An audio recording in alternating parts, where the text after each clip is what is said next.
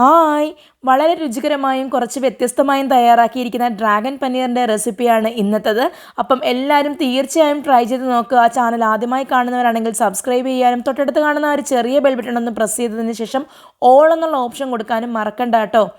അപ്പം നമ്മളിനി ഇതിന് വേണ്ടിയിട്ട് ഒരു 200 ഗ്രാം പനീർ എടുത്തിട്ടുണ്ട്. പനീറിൻ്റെ ക്യൂബ്സ് ആയിട്ടാണ് എടുത്തിരിക്കുന്നത്. എങ്ങനെ വേണേലും എടുക്കാം കേട്ടോ.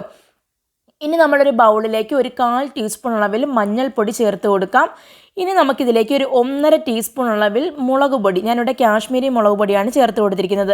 ഇനി ഇതിലേക്ക് ഒരു 1/4 ടീസ്പൂൺ അളവിൽ വെളുത്തുള്ളിയുടെ പൊടിയാണ് ചേർക്കുന്നത്. ഇനി ഇതില്ലാന്നുണ്ടെങ്കിൽ നിങ്ങൾക്കിതിന് പകരമായിട്ട് നമുക്ക് വെളുത്തുള്ളി ഒരെണ്ണം ചതച്ച് ചേർത്ത് കൊടുത്താലും മതിയാകും. ഇനി ഇതിലേക്ക് ഒരു 2 ടീസ്പൂൺ സോയാ സോസും ഒരു 1/4 ടീസ്പൂൺ ചെറിയ ജീരകത്തിൻ്റെ പൊടിയും പിന്നെ നമുക്കൊരു 3 ടേബിൾ സ്പൂൺ അളവിൽ കോൺഫ്ലോർ, 1 ടീസ്പൂൺ അളവിൽ ചതച്ച കുരുമുളക്, പിന്നെ വേണ്ടത് ഒരു 4 ടേബിൾ സ്പൂൺ അളവിൽ നമ്മുടെ പുളി ഒട്ടുമില്ലാത്ത തൈര്. ഇത്രയും കൂടെ ചേർത്തതിന് ശേഷം നമുക്കിതിലേക്ക് നല്ലതുപോലെ ഒന്ന് മിക്സ് ചെയ്തിട്ട് ഉപ്പ് വേണമെന്നുണ്ടെങ്കിൽ ഒരല്പം ചേർത്ത് കൊടുക്കാം. സോയാ സോസ് ഒഴിച്ചപ്പം അതിനകത്ത് കുറച്ചൊരു ഉപ്പ് ഉണ്ടാകും.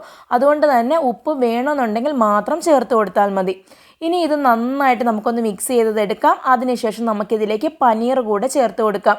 പനീറിൻ്റെ എല്ലാ ഭാഗത്തേക്കും ഈ ഒരു പേസ്റ്റ് എത്തത്തക്ക രീതിയിൽ നല്ലതുപോലെ നമുക്കൊന്ന് മിക്സ് ചെയ്തിട്ട് ഒരു 30 മിനിറ്റ് മാറ്റി വെക്കണം.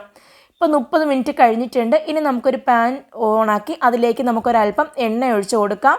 ഞാനിവിടെ സൺഫ്ലവർ ഓയിലാണ് ചേർത്ത് കൊടുത്തിരിക്കുന്നത്.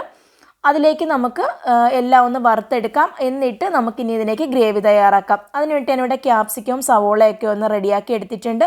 ഇനി നമുക്ക് എണ്ണ ഒന്ന് ചൂടായി വരുമ്പോഴത്തേക്കിനും ഞാനിവിടെ നമ്മൾ ആ വറുത്ത എണ്ണയിൽ നിന്നും കുറച്ചാണ് ഒഴിച്ചു കൊടുത്തിരിക്കുന്നത് കേട്ടോ. നമുക്കൊരു 5-6 കാഷ്നട്ട് ചേർത്ത് കൊടുക്കണം. അതൊന്ന് മൂത്ത് വരട്ടെ. ആ ഒരു സമയത്ത് നമുക്കൊരു 2-3 വെളുത്തുള്ളി ഒന്ന് ചതച്ചെടുത്തത് ചേർത്ത് കൊടുക്കാം. നമുക്ക് ചെറുതായി അരിഞ്ഞെടുത്താലും മതിയാകും. ഇനി ഒരു 2 പച്ചമുളക് നീളത്തിൽ കീറിയതും ഒരു 2 വറ്റൽമുളകും ചേർത്ത് നല്ലതുപോലെ ഒന്ന് വഴറ്റുക.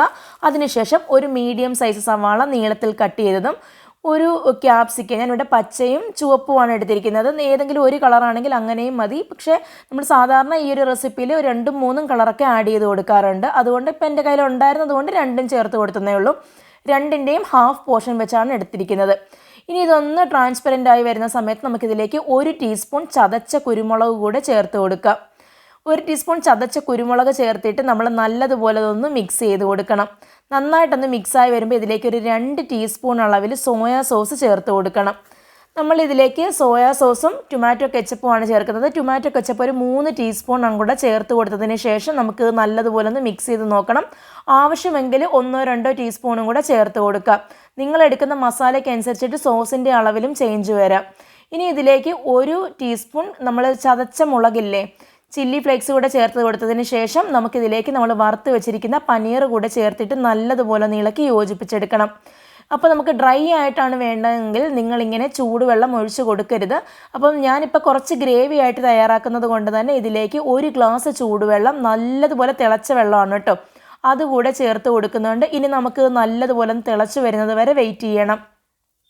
വെള്ളം ചേർത്തിട്ട് നന്നായിട്ട് ഇതൊന്ന് തിളച്ച് വരണം. നല്ലതുപോലെ തിളച്ച് വരുന്ന സമയത്ത് നമുക്കിതിലേക്ക് കോൺഫ്ലോറിൻ്റെ ഒരു മിക്സ് ചേർത്ത് കൊടുക്കണം.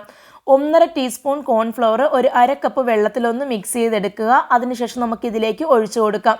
കോൺഫ്ലവർ ചേർത്ത് കഴിഞ്ഞാൽ നല്ലതുപോലെ വെന്ത് തിളച്ച് വരുന്നത് വരെ നമ്മളൊരു 5 മിനിറ്റ് സമയം ഒന്ന് വെയിറ്റ് ചെയ്യുക. നന്നായിട്ട് വെന്ത് തിളച്ച് വരുന്ന സമയത്ത് നമുക്കിതിലേക്ക് 1 ടീസ്പൂൺ അളവിൽ പഞ്ചസാരയും 1.5 ടീസ്പൂൺ അളവിൽ വിനാഗിരിയും കൂടെ ചേർത്ത് കൊടുക്കണം. പഞ്ചസാര ചേർക്കുന്നത് നമ്മുടെ എരിവും പുളിയും ഒക്കെ ഒന്ന് ബാലൻസ് ചെയ്യാൻ വേണ്ടിയിട്ടാണ്. പിന്നെ നമ്മൾ പുളിക്കായിട്ട് ഇതിനകത്ത് വിനാഗിരി മാത്രമേ ചേർത്ത് കൊടുക്കുന്നുള്ളൂ. അപ്പം ഇത് രണ്ടും തീർച്ചയായും സ്കിപ്പ് ചെയ്യാതിരിക്കുക. ഇനി നമുക്കിത് നന്നായിട്ട് ഒന്നുകൂടെ ഒന്ന് തിളച്ചതിന് ശേഷം നമുക്കിതൊന്ന് വാങ്ങി വെക്കാം. അപ്പോൾ ഇത്രയേ ഉള്ളൂ. വളരെ പെട്ടെന്ന് ആ ഒരു മാരിനേറ്റ് ചെയ്യുന്ന 30 മിനിറ്റ് ഒഴിച്ച് കഴിഞ്ഞാൽ ബാക്കിയെല്ലാം വളരെ പെട്ടെന്ന് തന്നെ നമുക്ക് തയ്യാറാക്കി എടുക്കാൻ വേണ്ടിയിട്ട് പറ്റും. ചപ്പാത്തിയുടെ കൂടെയും പൊറോട്ടയുടെ കൂടെയൊക്കെ സെർവ് ചെയ്യാവുന്ന ഒരു റെസിപ്പി എല്ലാവരും തീർച്ചയായും ട്രൈ ചെയ്ത് നോക്കണം. അതുപോലെ തന്നെ നിങ്ങൾക്ക് ഈ വീഡിയോ ഇഷ്ടമായെങ്കിൽ തീർച്ചയായും ലൈക്ക് ചെയ്യാനും ഷെയർ ചെയ്യാനും മറക്കരുത്. നിങ്ങളുടെ അഭിപ്രായങ്ങളും നിർദ്ദേശങ്ങളും നമുക്ക് കമൻറ്റ് ചെയ്യാനും മറക്കരുത്.